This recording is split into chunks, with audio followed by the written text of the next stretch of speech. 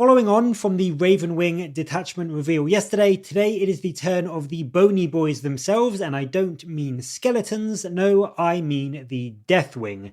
They had a battle report up on Warhammer Plus alongside a brand new article, which has given us a big insight to their new rules, abilities, and detachment rules, and some of them seem incredibly cool, but some bits are a little bit head-scratching, I have to be honest. Now, straight off the bat, their detachment rule, Vowed Target, I think is really cool.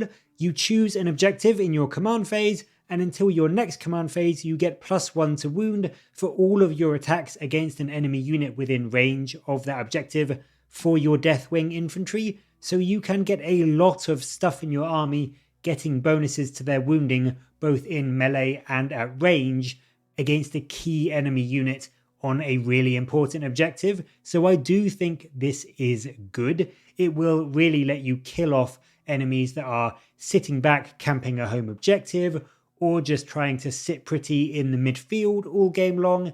It is very flexible and potentially quite strong too. On top of that, the Deathwing rule still gives you that very nice +1 to hit against Oath of Moment targets. So if you oath a target on a vowed objective, you will be getting +1 to hit and re-rolling your hit and +1 to wound on your infantry. So it really can be quite a nice combo to take out that strong, tough enemy unit that you really want to get off of that objective. We also got to see everyone's favourite models, the Deathwing Knights, with their new and, I'll be honest, much improved look.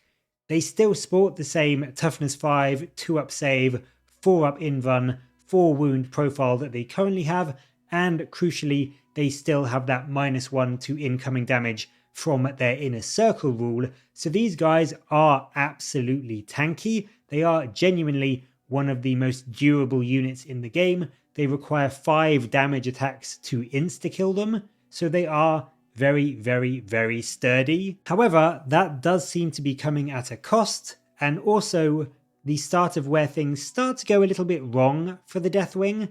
So the Deathwing Knights, they have a few issues. Some of these may be corrected in the upcoming balanced data slate with some new points, but at the moment, as of this article and presumably what is in the codex, these guys are looking to be 290 points for 5 of them, which is a whopping 55-point bump from the index. They have essentially gone up 11 points per model, and sure, they are very, very durable, but are they 58 points a model durable? I kinda don't think so. So that is one bad thing straight out of the gate. As I said, it may well change, and to be honest, I fully expect it to change in the data slate because that price is, to be honest, absurd. But the other issue the Knights currently have is in their weapons. Their swords, which are their new option aside from the maces, just kinda suck. It seems from the battle report anyway that their swords are just generic power weapons. So they come in with 5 attacks each, strength 6, -2 AP, and 1 damage, which, yeah, it's fine for killing off chaff, but if you are spending 300 odd points on a unit, I really don't think that asking for 2 damage on your melee weapons is all that much to ask. And it just feels a bit weird that things with mastercrafted power weapons or, even Blade Guard veteran kind of units have better melee swords than these guys do. The champion does have a slightly better weapon. He's got a relic weapon, which seems to be strength 7, -2 AP, and 2 damage with 6 attacks. So that's okay at least. But I really, really hope the maces are better, or at the very least, they keep that 3 damage profile, because otherwise I think the Deathwing Knights, especially at that 290 point price tag, are very much looking like a dead on arrival unit to me, which is a shame because the new models are absolutely brilliant. There are of course a few interactions that are nice that they can take advantage of to help them, and I think with a points drop, these interactions in this detachment will make them worth taking again. Characters that join them can take the Deathwing Assault Enhancement, which grants the bearer and his unit the ability to be set up from Deep Strike in turns 1, 2, or 3 movement phase. So turn 1 Deep Strike for you is back. It's notable to clarify you can't use this to rapid ingress in turn 1 because it does state in your movement phase, and rapid ingress is obviously done in the opponent's.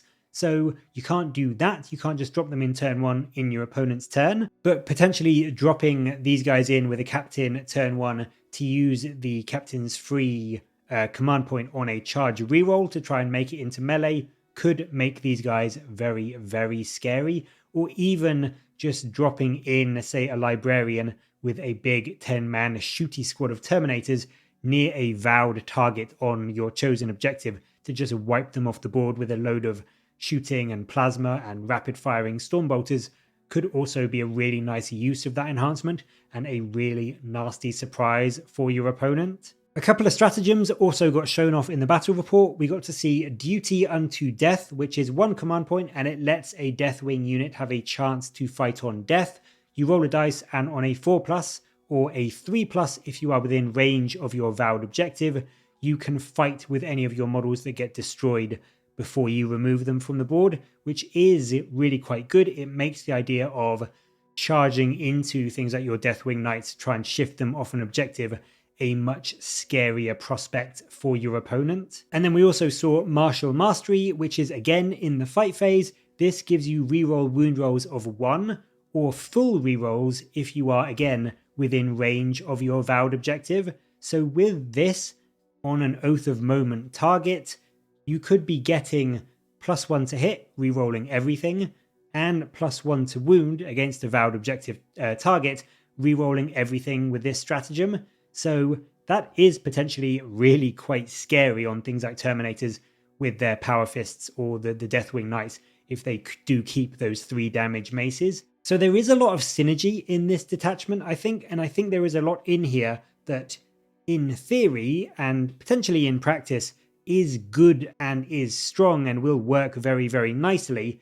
It's just from what we've seen so far, there are a few mechanical difficulties that might hold you back, namely things like the points being quite high for what you get, and then on the units you want these synergies to work on, the weapon profiles potentially being somewhat underwhelming with those swords. And even Belial, he's still 85 points, but he doesn't appear to have changed at all. It doesn't seem like he's even gained an extra attack like a lot of other characters like Mephiston and Azrael got when they crossed the Rubicon. He still got 6 with his Sword of Silence. So I mean, he brings precision to his unit. He sounds like he is exactly the same as he is now, and I've done a video on Belial. I think he's okay, but it would have been nice to get an extra wound or attack or both just to make him really worth those points, because at the moment I think I would probably rather take a Librarian or a Chaplain in Terminator armor for some of the other buffs that they bring, as well as the option to take an enhancement. There's also a nice bonus the detachment brings in that it gives all of your veteran units and your dreadnoughts the Deathwing keyword, which is very nice. I'm sure it will interact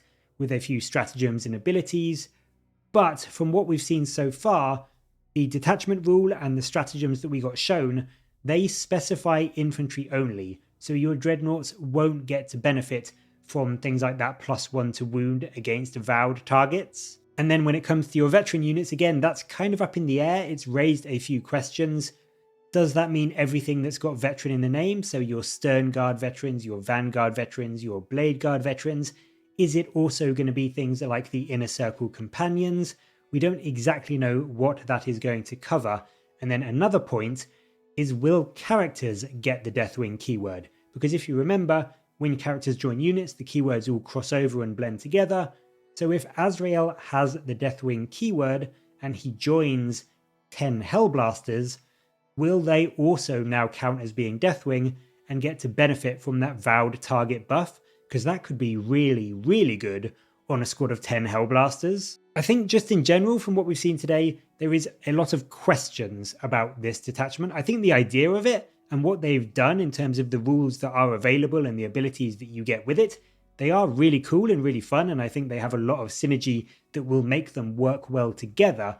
I just think the problem is that from what we've seen so far in the rest of the article, the points don't quite add up. Stuff seems very expensive, and I really do hope that some of it gets adjusted in the upcoming balanced data slate so that we don't end up with things like 300-point Deathwing Knights. And then in addition to that, kind of segueing on from that, I really hope that the maces at least are still, again, at the very, very least, their current strength 6 -1 AP 3 damage profile. Like, would I prefer them to get a little bit of a buff? Yes, to be honest, but I would happily have them at that profile as long as they don't get worse. If they got changed down to 2 damage or became 3+ to hit, or the worst is some people were saying because the knight's weapons are just classified as power weapon, they were like, what if the swords and the maces are actually just the same and they all use the same profile? It's just a visual thing of what you want to have them modeled as. Now, I don't think that is the case. I'm pretty sure the maces are going to have a separate profile to the swords,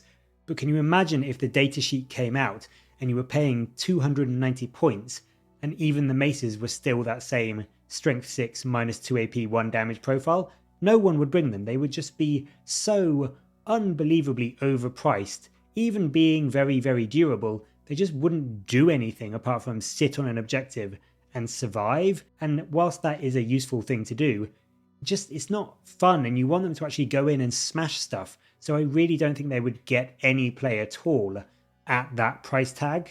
So I just think that in general, I do like the detachment. I love Terminators and Dreadnoughts, and I think the vowed target rule has a huge amount of potential. The stratagems we've seen seem really cool. Getting turn 1 deep strike back is awesome, and I love it. Like, in theory, so much of the stuff in this detachment I think is fun and playable and enjoyable and going to be really exciting to use in a Deathwing army. I just think the actual data sheets and units themselves maybe need a bit of a change so that they fit into that detachment and work with it rather than work against it. So those are my thoughts about it. Again, I think a lot of this stuff will get ironed out in the balanced data slate, but I do have a few worries. I really want this detachment to be good because, as I said, I love Terminators and I want to bring a full Terminator and Dreadnought army. But as always, I'd love to know what you think. What do you think of the vowed target rule? What do you think of the stratagems we've seen? What do you think of the Deathwing Knights? Do you think they are massively overpriced at 290 points? And do you think that is going to get changed in the data slate? Let me know all of your thoughts and theories and ideas and suggestions down in the comments below. And as always, thank you very much for watching. Please do like and subscribe for more Warhammer content from me. But until next time, I'll catch you later, guys.